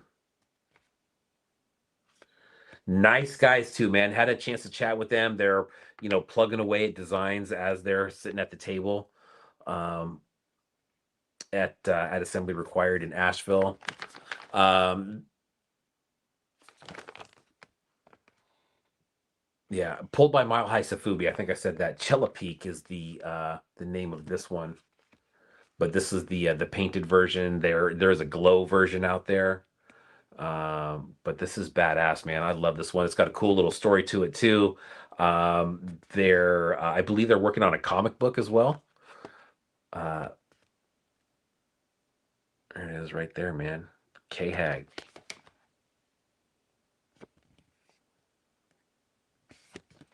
Nice looking piece, dude. And all the vinyl pieces that I got, man, they were you know, so, like I said, they're not like that super high end vinyl or anything. Everything was super affordable, everything that I picked up. But that's a good one, man. K-Hag Toys. Check them out if you haven't already. Give them a follow. They do have some other characters in the works that they're working on that will probably be, I'm assuming, would be in vinyl as well. But that's a dope one, man. I love that one. Nice. Nice looking figure. Yeah, I like the dry brushing they almost have on the foliage. Really adds Yeah. like a nice depth to the green. Yeah, right, right. Painting those stupid fucking teeth would probably suck. Oh, yeah, no kidding, right? Bam. Sick piece though, man. Love that one. Now, what's trippy to me, and because I couldn't help it when I saw him, it reminds me a little bit of this fucking dude, man. Mm, And then it makes me wonder if there's any mm. link, Yeah, because what these is are that part from? of they're part of like the Double G did like a series with a couple of different artists where they all sent in sculpts and they made PVC figures of them all, and it's part of the Robot Kaiju series, and like they share some similarities. Obviously, that one looks much more fine tuned and larger, and yeah, sick piece, man. Yeah, sick piece. Actually, K Alvarado, what's up? Yeah, Happy dude. belated. Connor Graves says they have one in the backlog to paint. That's probably going to be super sick. Um, Speaking of yeah. things to paint, you seen this? This is up in the shop right now. Oh, I did see that. Junk Fed, correct? Yes. Yes. I mean, Uh-huh. what I love about it is, of course, like even when I've got in hand right here, right? Like we all, if you're gonna have one of the ETs, it's almost always the fucking soda can ET. So the fact that he's literally just drinking the beer, dart in mouth, it's like, fuck sakes. Oh God, dude. You know what, man? Uh, I wouldn't even go into it because it's some about Junk Fed's pieces, dude, and we could probably talk about his pieces all day, dude. But I know we got a lot of tabs up there. He's a fun artist, dude. Straight up, I think there's a lot of folks who the dinoramas are definitely a big part. This piece here will forever Oh, be one of the most beautiful pieces I think I've ever seen. And oh, actually, you know what? Fuck me, because they have also done that. There was a house diorama one. The sound of your ghost lingers or something like that. Oh, we're gonna find the dude, house that you haunt. Fuck, this piece is too good. inside the skull, dude. Come on now. Gosh, dude, It's like, oh, the I heard you guys like emo, so I made a piece. This is bro, crazy. the military piece with the The that's armament for exploding out. dude, that's for sale. That's been on his site for sale. 4 grand. Well, and that's just it. So 4K. it's one of those pieces that it's priced in a way that if you want it, that's what you're paying for it, man. Like, I forget what art show it was actually. Somebody had done an online piece and they priced it at $666, and they were like, "Cause I'm happy with keeping it. I'm totally fine with keeping it. If somebody Oh yeah. wants to buy it, cool, pay that astronomical thing, but I'd be more than happy to hold on to it forever." Well, and that's when I look at that piece, originally, if I didn't, just at first glance and I saw the price, I'd be like, that's the I don't want to sell it price. But then you start looking at it, and I think that is Appropriate. 100%, dude. 100%. Yeah, gorgeous piece. It's amazing, dude. That I mean, we could probably do a whole episode just about that piece, and I'm sure somebody will at some point when somebody buys it. But fucking A, bro. You seen these? These zombie rhinos, I have not. What the hell is that? all pulled from the kiln. See, this is what I love about this scene, man. A little of everything. We're talking about Brynwood earlier. You got these freaking ceramics. Mmm. What account is this? This is Lost Temple Traders. Hmm. I think the last time we probably pulled them up would have been probably going back a while, probably in the summer. Yeah, a lot of pottery work. Damn, that's fun. Oh, that's cool. Fuck, man. And of course, Barbarian Oh, Rage. They're yeah, gonna be yeah. at Indie Toy LA. But this Mm-hmm. Baby Eater piece, get out of here. Yeah, dude. Some of the paint apps that I've been seeing on those, dude. That oh god, the one to the right of that too. Holy shit, bro. That's the dopest one I've seen of those. I think, dude. The sculpt is just. Is there a way to paint it wrong? Well, I think when the way that they painted the teeth on that last one, dude. It almost. I don't want to say it gives it a completely different look, but holy shit, bro. That is so sick. Who painted that? It's gnarly. Kaiju Go? Kaiju Goes the show. Maybe Then maybe Scott painted that himself. must have been, man. Fuck, that's so sick, dude. Mm. This sculpt, I've said it before, it's probably one of the dopest sculpts we saw come out, man. Mhm. This, yeah, dope ass fucking figure.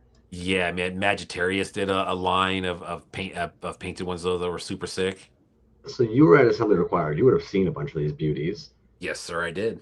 Grayskull has a bunch of Assembly Required leftovers. I might say a bunch, but like no, they looked like they cleaned up shop pretty much. So head on over to their shop. They've got a couple other goodies killing and chilling in there. How big are these fucking robots? They've got to be big.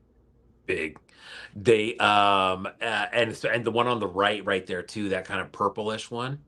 Yeah, I have one of those that we'll take a look at those. Maybe we'll take a look at those next week, but I could buy some resin from Grayskull. Another great table, dude. I've seen his table now a few times. These were new items out there. Uh, Super cool, dude. Price to sell.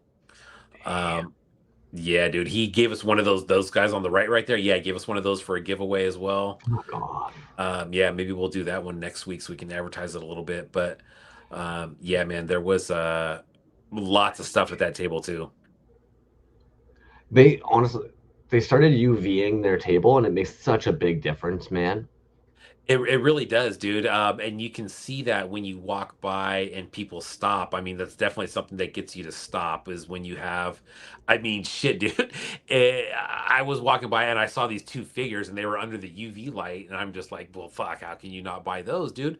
Another one, price to sell, dude. Pretty much, a lot of, the bigger resin figures right there. I want to say were like around like 40, but the smaller ones, like five everything was dollar like tray.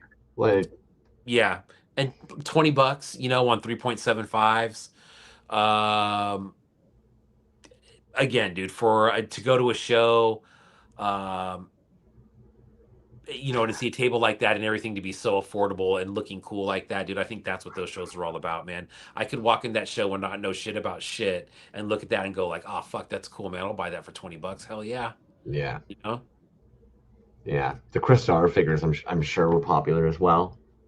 Yeah, and I think that's a part of the success, right? At those shows is you having something to walk by when people go, okay, yeah, that's cool. I mean, let's be honest, man. We always talk about like what a finite or what kind of like a corner of a corner of a fucking scene we are, right? And then so how many people that know all about everything in the scene are at those shows? They're there, but there's a lot of Even this people who was don't know smart to anything have. about anything. Yeah, and want to walk into a show with their kid or with someone who doesn't know and walk by a table like this and say 20-30 bucks for something like that all day, man, no problem with that you know Stupid.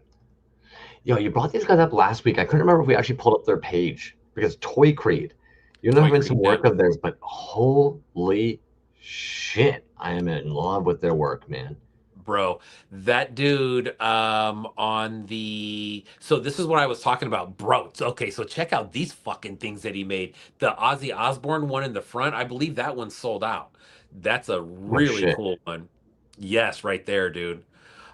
So that dude is super cool, man. So he had a bunch of stuff from a bunch of different artists at his table. One of them that I got is Plastic Suavecito, and that dude is a 5.5 artist in Mexico that I've been following for a long time and does some really cool shit.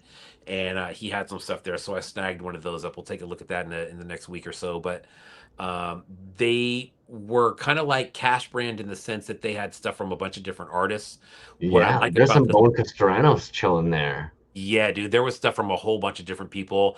I saw a lot of people spend a lot of time at that booth talking to him. He is such a cool guy. He Nice. got a tattoo from Eddie while he was out there, which was super cool. Um, but yeah, man, that guy is. I believe we talked about being on the show at some point. He said he was definitely down for that, so we'll have to reach back out and see if we can set that up somehow. But he had a whole line of these style figures. You know, the other thing They're that he had fun. too was he had like these static TMNT figures that had like Aztec garb. I These want to fucks? say, yes, dude, Yeah, something they're like that. gorgeous. And okay, so I maybe Yo-Yo Dine bought some of those. Somebody was He over did. there. Yo-Yo Dime Yeah, Hut set, yes. there was another dude that was right next to me that was all about these, and he came through and he bought like six figures at one time. And I should have asked, and nobody quote me on this, but I thought he said $20 a piece on those. And I was almost like, no, nah, that's not right. But then this guy was buying like the whole line. And I'm like, well, shit, maybe they are super cheap, which is fucking nuts, dude. Those are so cool. I mean, I shit. don't know if they used a base model on the turtle or if they did that original turtle. I like the long neck for some reason. It's fucking hilarious. So much character there. Yeah, so he says Grayskull says Yo-Yo don't pick that set up. There were some other ones out there too, man, where this guy I thought this guy said that he had gone and bought a set when he first got there, and then it was towards the end of the show and he was Uh, buying another one. Um, yeah, that's gorgeous. yeah, man. Yeah, new V4 sculpt by Judas GTS, now with removable headgear. He Like, said they have oh, a blank turtle and then sculpt on top of them. Okay. now, if we're going to be talking about turtles, might as well bring up the Uh, fact that the Sewer Showdown, they're going to be doing a traditional pre-flight donut live stream 6 Central CST on IG and YouTube tomorrow. Yes, tomorrow night, February 19th. So if that's something, it's also going to be closing of the signups. So if you were looking to get in on the Sewer Showdown show, make sure that you actually sign up between now and tomorrow night. And of correct. course, one I think you and I are looking very forward to. Yes. Two Up, Thursday, May 14th. I looked at this for a long time. I know it's like the cover, but God, like, how do you bend your neck that much? I was literally looking at that thing myself, like, holy fuck, bro. Only Kajiki would have that type of Man. vitality. That's gonna be a fun one, man. That first round was super cool. Always fun. Yeah. They throw some of my favorite shows, man. A big part of it is I think that they just get a really lovely group of people always for their shows. It's always such a huge range of folks and mediums and experience. It's yeah, I'm stoked. Yeah, and I think like the format for that one, or the subject, right? Those ones, I think video games, dude, especially, with so much of the community being based on, that nostalgic nerve. Nerdum. There's always so many so many cool fucking things, dude, that, the one up, the two up, the button masher show at Toy du Jour a couple years ago. Those are all, you can't go wrong, dude. With ETC, I believe he did a video game show or a video game inspired show. Maybe not, but I think those always work out really well, man. I mean, there's so much to choose from, right? That's true. The Shrek show caught me by surprise. I think both B and I gonna level with you. I think we were both sitting there going, "Holy fuck, what have we signed ourselves up for? We're gonna spend an entire night looking at Shrek. WTF?" No, it's spectacular. Some of the coolest Great fucking show, pieces we dude. have seen, man. I didn't expect it to I be so much fun. I seriously had my doubts about that show, dude, and I was so fucking wrong about it. I still think that Super Terrible Toys, that's one of my favorite pieces of all time. So Ashley, please tell them that that I said that. I think Lauren knows that already, but what a cool fucking piece that was, man. What a cool show. Now, I jumped the gun in tabs here, but Friday the 13th was a big deal for a lot of the toy homies because, of course, it doesn't always line up. Have you seen these fucking play sets? I have not, dude. Those are sick. Little Crystal Lake fucking play sets. Open up the Voorhees mask. We're seeing more and more of this year. Yeah. Yeah, these are up in the shop right now. Comes Mm, with like the fact it comes with two little dudes to be able to. Yeah, anyways. yeah. Sick. Very And nice. fucking last Zectron ended up doing a little drop for these as well. Yes, Slipshot average. That was a Polly Pocket Jason, absolutely. Super cool. Um, who was that Well, right there? Oh, Last we're gonna Sectron. be the Very last Zectron, yeah. So of course they ended up popping on a Demon Dog Jason Voorhees live in the shop Friday the 13th. So they ended up popping up a bunch of goodies for the Friday the 13th as well. And Nick Nightmare Studios has their fucking finger on the pulse with these Happy Fried Egg the 13th. I thought this was super fucking clever, man, because like honestly, anybody who's casted in white resin, you know it's like you can whip up a couple of these pretty fast. Why the hell not? And if I'm not mistaken, they're always dropping something. Yeah, It's like absolutely, dude. Nick Nightmare Studios. Yeah, for sure, dude. Very they're consistent. always going. Yeah, always going. Hey, before we go any further, dude, Yeah, later. I said that we were gonna do a giveaway, and we are gonna do a fucking giveaway. If you want to get that set up real quick, I'll explain everything, Yeah. and then I'll drop the word on them here in a minute. But just doing some digging, man, trying to clean some stuff out. We're down to the very last. Uh,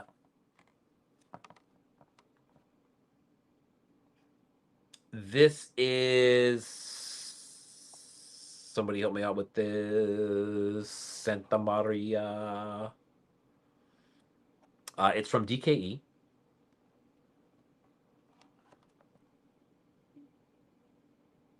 I don't know why I'm blanking on the name right now, but I'll find it.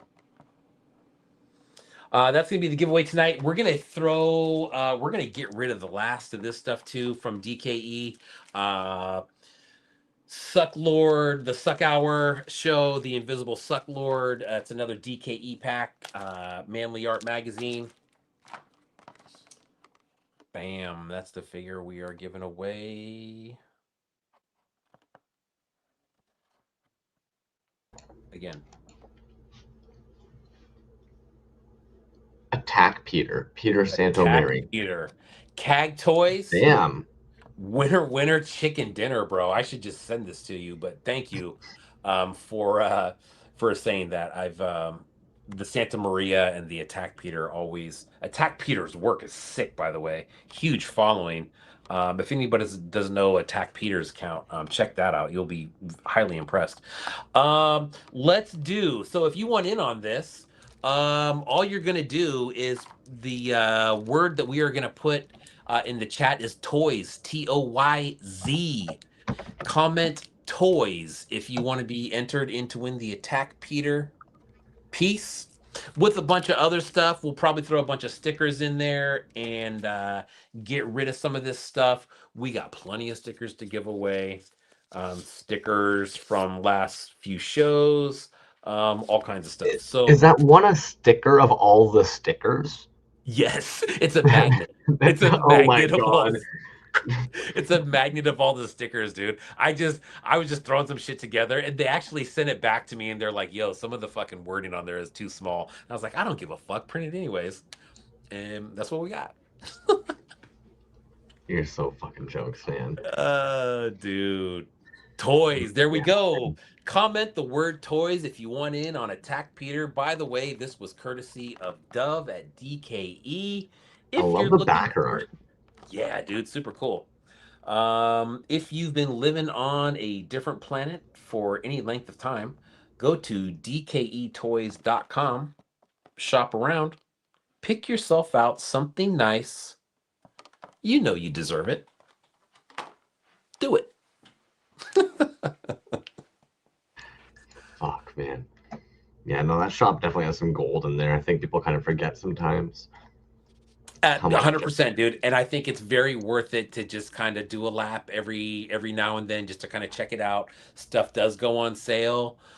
There's new stuff in there all the time. I don't want to say without any warning, but he does advertise that stuff is new stuff is in there. But you'll go in there sometimes and you'll search by artist if you want. There's some cool stuff in there, dude. Speaking of Fane, there was a Fane piece in there. I don't know if it's still in there, but it was from a Back to the Future show, which is like 21, maybe something like that. 20. I'm trying to think the shop over in Chicago. What's that one? Toy de Toy du jour? jour. Hmm. The amount of faker pieces that they have from that faker show. The one day Mecha Ducky was there. He's like, did you already see all these? I'm just like, what the fuck are those still doing there? Not the easiest place to buy from afterwards on a show. You know. Yeah, unfortunately. Yeah, I Hey, love while that we're kind place, of dude. But it's just sometimes it's hard to buy stuff from them sometimes, man. It's just like just let me do it, post it, and let me buy it.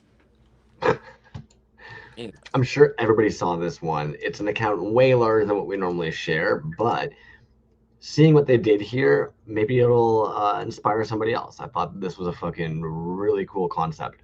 So, first off, 3D Ooh. printed figure that, of course, is going to have X amount of infill, but they're then going to inject. They're injecting it. Fuck you. Mm, what the shit? That's what I'm saying. That's why I'm like, I know for a fact there's somebody in the scene that, even though this individual has a much larger size than what we normally share, there's no way there aren't dudes in our little grouping of humans who wouldn't be able to do something very similar to this. And I just think that's a brilliant use of the hollow sculpts. Yeah, interesting. Fuck, that's cool. Um, you know what, man? You know what's really cool too is we've seen it, and I think the one that I'm thinking of just off the top of my head is Hanno Doom. The sand layering in a clear hollow figure is another like the amount of patience and work that goes into those is when you start breaking that down and see how the sand is actually sitting in spots where it was placed to be is fucking nuts, dude. That's you're talking about sand, you know? Not to mention, they did commissions on these. So Mm, again, I'm just gonna share screen really quick because that part is really unique to me as well. It's not as if they made a run. Like, if I go back to their page, they've got the Godzilla here. They could have just done a run of Godzillas like this, probably filled them with sand and done totally fine, right? Like, probably could have sold out. Instead, they decided to open up commissions and have people send them pictures of their own pets and made sculpts off of that and filled them with desired sand. It's like, pardon me? yeah. Mr. Blank is Definitely dead. I meant what brilliant, man. WTF. Yeah, I saw WRF. I was like, what real fuck? Right? But like, yeah, these would easily move. Ugh. And look, what a tedious fucking Oh my God, dude, process. that's what I'm talking about. How do you not just lose your fucking mind once like that pink line in there, you got it so nice, and then if it just like, oh my God. The fact I'm just cluing in that the tail was separate little freaking Mm, pieces. Oh mm. my gosh, man. Something else that's impressive. I don't know if anybody else has seen this one. I know that they've reached out in our DMs a couple of times. Assad, they've been making a fan-based He-Man comic, and they've actually been mentioning they'd like to come on and talk some of the customs they have. But Mm. if anybody hasn't been over to this page, CM Says 85, they've been working on Motu fan comic, and of course, sound's not going to transfer over here. But intrigued, man. I don't think we've seen many projects like this. No, we have not, dude. I mean, lots of comic books to say, but nothing like that. I think, holy shit, is that some of the art? I'm I'm on the very end of any of this. I will not lie, um, but that's why we should have them in sometime. Talk it Wow, all yeah, out. nice, Speaking yeah, of crazy fucking art out there, you seen these guys? What's going on with these double castings, man? dude. I have not. What is this? Is it got fucking resin figure with cast with liquid core bottle, dried plants, glowstones?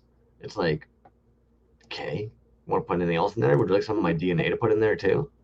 Wow, mm, That's nice. brilliant, man. Just fucking gorgeous.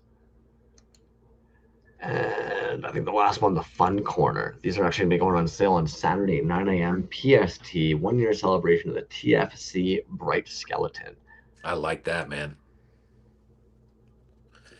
I like that, man. You know what, dude? You know what's cool? And I don't know what took so long, but I don't know if I followed somebody recently and it just opened up a whole new area of vinyl for me or what, but I followed personally probably a dozen or so vinyl accounts that, people that we know, probably people that are in the chat, um have been following for a long ass time, dude. And I'm just like, I mean, that just shows my lack of knowledge on the subject, right? But also on the flip side of that, very cool to find some of these artists and see where some of these pieces come from. A lot of the pieces are ones that I've seen before. Dude, did you see the Michael Jackson piece from Safubi King that he Oh, golly. posted? No, I did Uh, not. oh, dude, it's a Michael Jackson Thriller piece, and then Oh, gosh. you go to the maker, and they have like a couple hundred followers, dude. I'm like, what? It's Yeah, crazy, man. that be how it be sometimes, right? Yeah, All right, straight I'm up. on the Safubi King page. Okay, it's the Michael Jackson robot. This Yeah, GhostZ.01. yeah, Here, I'll yep. pull it up. I'll show you. You'll know. So this is what we're talking, That's it. and it's a Cashin official who Yeah, sculpted no, this. yeah, I'll go to that account. Yeah, but and we've talked about this before. 165 followers sold out.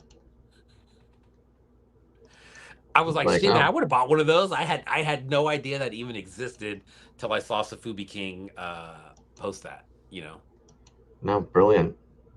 Dude, Safubi King's collection, elite. Elite status, dude. Yeah, Mm. that's all I got. Yeah. And he just seems like a really good dude too, man. He always his posts and stuff, he's just just a very positive collector and he posts a lot, dude. Like multiple posts a day. Well, yeah, if you've got sick ass toys like this. Yeah, Toys and Tits. Yeah, that's a Michael Jackson. That's a Damn. God, dude, isn't that wild? I think Beastman Toys painted that. Is that right? I'm Yeah, picturing you in bed the other night, just fucking finding all these Fubi, the light just. Jeez Louise. unbelievable, dude. Come on. Yeah, that would take me 10 years to paint. At least. At least, exactly, at least. I'm not even saying it would look as good. I'm just saying that many colors, psh, you're never going to see it. Oh. Oh, get a life. That's that Groman piece, I believe. That's so sexy, man. Yeah, Jay Yeah. Groman 60. I've seen one of those in person before, and they are unbelievable. Anyways, anybody who hasn't yet, comment toys with a Z for an opportunity to win the. It was Angry Peter. How Attack Peter? Attack Peter, yeah. Um, Gonna be an Ashley angry. and Fletch. Do it one more time. Toyz. There you go. Um, Yeah, yes, sorry. I saw Fletch's too. Fletch, I think you had like a your I think you might have hit a comma or something in there. So uh Fletch, if you can hear us, toys, Toyz, home slice. Uh Cool. Fun, fun, fun, fun, fun, fun, fun. Besides that, that's all we got for tabs. You've shown off all the art you get there. We've talked for like 4 hours tonight about Yeah. pricing. The one thing that I'll bring up, dude, that I don't think we talked about is two things actually. Indie ToyCon LA this weekend, happening down in the LA area. If you're available for there, I believe that's over. I can't remember exactly where that's at, but check that out. Like Barbarian Rage's page, I know that he's going to be there. That's going to be a really cool show. The other thing that let me get my calendar here. What else we got? Indie Toy Con on the 21st and 22nd. Camp Cryptid show Wednesday. I'm sorry, Tuesday the 24th. Next week we will do a little bit of a recap for the Camp Cryptid show. But you guys have seen the ads probably come out in the last few days for the Lab 9 show, Camp Cryptid. So that'll be next week. And then also starting not this weekend, but the following weekend is ZoloCon. That starts on Friday the 27th and runs through the 20. It runs through Sunday, March 1st. That is out in Pennsylvania, I believe. So check that out. ZoloCon, that's always a good show from what I see. So again, Indie ToyCon LA this weekend, Camp Cryptid online show starting Tuesday next week, review here on Toys Alive. Wednesday, ZoloCon starting Friday the 27th. And then we are into April, which is April, man. April is I'm sorry, March. And March is another very, very busy month for us. We got Connor Graves on the 11th. We got Dimension X and Cash Brand on the 18th. We got Sewer Showdown on the 19th. We got the Future Retroistic second annual spring showcase on the 23rd. We got that show's recap on the 25th, which is also our 200th show, which will carry us right into April, where we will welcome LRH Bootlegs from across the pond. He will be here on April 1st. So, That was quite a bit that you had right in the bro, roll up roster there. I'm telling you, dude, in the next 2 months are fucking nuts, dude. And then Toy Atlanta, there you go, next month to Atlanta, Georgia. Um, yeah, you missed a deep fried vinyl. Well, you'll have to just watch it again there, bud. Yeah, fair. Tape Fiend. Not one for Oh, yourself. Tape Fiend. So let me just comment on that real quick. When you said you were making a calendar, I thought you meant to print and sell to us. Haha, not one for yourself. I was waiting. No. Thank you for calling me out on that. You were 100% right. That was the full intention, was to make one and distribute. Oh, fair. Uh, as you can see, we got about 30% there, man.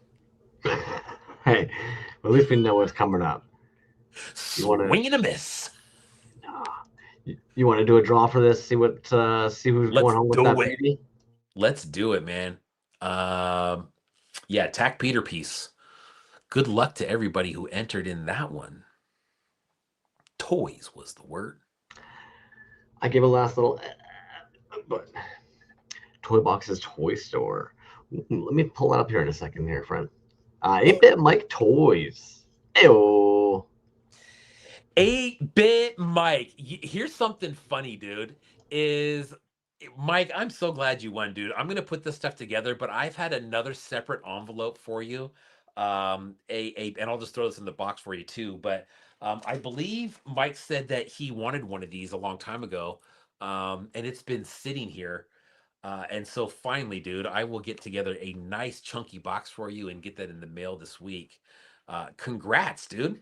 Way to go, man. Yeah, that dude's a legend. If anybody's not following 8-bit Mike, get on over there, give them a follow. They make some insane pieces. Everything is huge, layered. Massive. Um, I did not see the Toy Box shop. I'm not even actually, is it like Toy Box Baloney? I'm not sure which one. Toy Box's Toy Store after assembly required. Toy Box's Toy Store. Hmm. I'm not sure what that is. Yes, that's something for us to learn for next week, I guess. All right, do we let these Yeah, you know yahoos? what, dude? I did hear about they were talking about a toy store that was opening up in Asheville. Maybe that's what they're talking about. That could be it. So, yeah, there you go. And with that said, we'll just do one of the, let's let the yahoos go on with their evening. I like you